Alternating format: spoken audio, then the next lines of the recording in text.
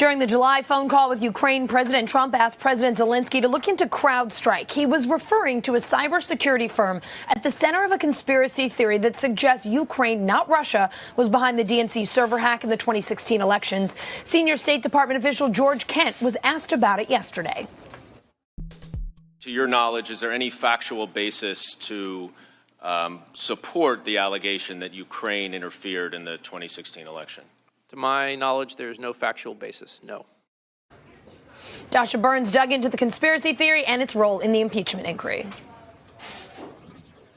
There's a lot baked into that July 25th phone call between President Trump and Ukrainian President Vladimir Zelensky that's now at the center of a whistleblower complaint and, of course, an impeachment inquiry. But if you look at the call summary released by the White House, there's one point that's especially peculiar and kind of seems out of left field. It's when the president mentions something called CrowdStrike. He says, I would like you to find out what happened with this whole situation with Ukraine. They say CrowdStrike. I guess you have one of your wealthy people.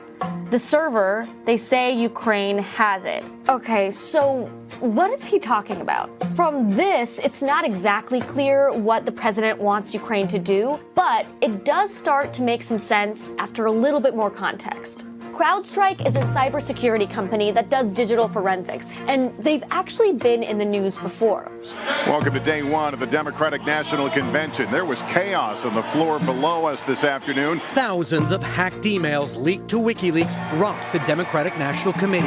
Yeah, so the DNC asked CrowdStrike to investigate, and the company ultimately found that Russian groups hacked the network and stole emails, which they then published to WikiLeaks. And U.S. intelligence officials confirmed that. And those findings actually became part of Robert Mueller's indictment of a dozen Russian intelligence officials. But of course, the world of conspiracy theories tells a different tale. Basically, since 2016, right-wing blogs, news websites, and none other than Roger Stone have tried to spread the idea that Democrats and CrowdStrike framed Russia in order to discredit Trump's victory. They claim that evidence of this has been hidden on a DNC server somewhere in Ukraine, possibly by CrowdStrike founder Dmitry Alpertovich, whom they often refer to as a Ukrainian billionaire. Remember Trump mentions a wealthy Ukrainian in that phone call?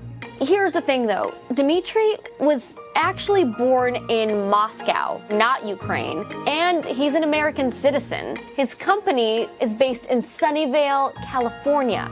And when it comes to the server, first of all, there isn't one single server that holds the key to all of this. The DNC said they decommissioned 140 servers and rebuilt 11 in the wake of the hack. One of them is actually on display at the DNC office. Here it is in a New York Times photo right next to a filing cabinet that was broken into during the Watergate scandal.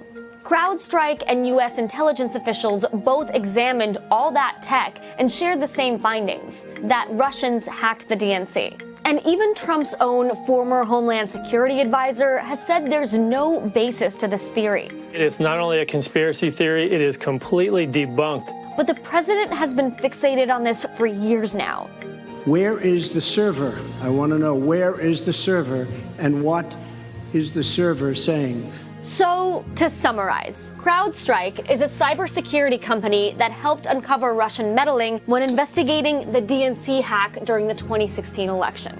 A far-right conspiracy theory alleges that the company framed Russia in order to discredit Trump's presidency. And the theory hinges on the belief that this information is sitting on a missing DNC server that made its way to Ukraine. And that is what Trump seems to reference when he asks the Ukrainian president for a favor on that now infamous July phone call.